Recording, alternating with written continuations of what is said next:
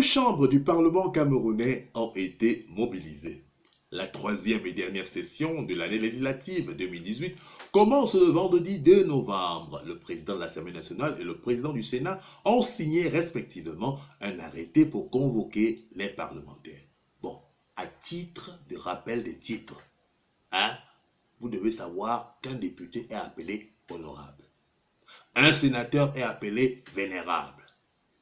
Mais quand le sénateur devient très âgé, il n'est plus vénérable, mais plutôt vulnérable.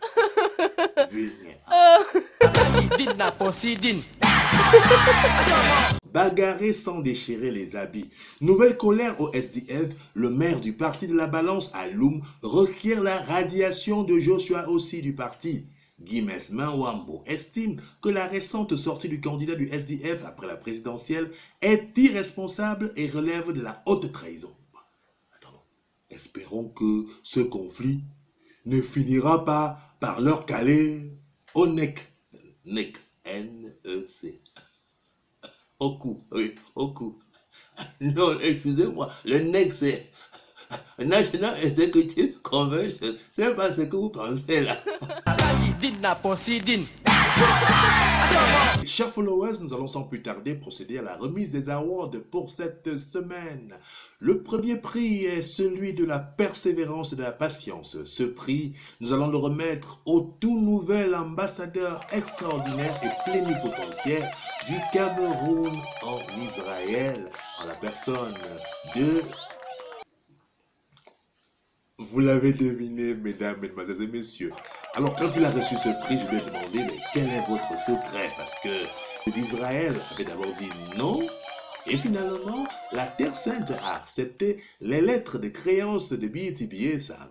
Il s'est passé plus de 6 mois entre votre nomination et votre prise de fonction. Alors, qu'est-ce qui s'est passé?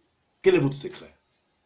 Mon secret, c'est JP. JP, qui signifie quoi, monsieur l'ambassadeur? Jean-Pierre? Non.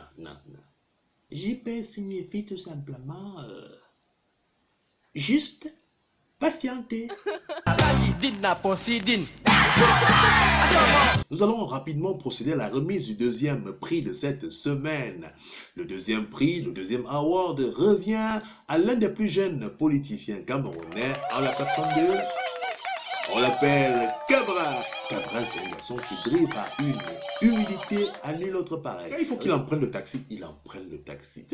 Il n'est pas compliqué. Quand il ne va pas à moto, il va du coq à l'âne. Voilà. C'est ça. Et ce qui est intéressant, c'est que il préfère l'âne parce qu'il déteste en fait aller à cheval.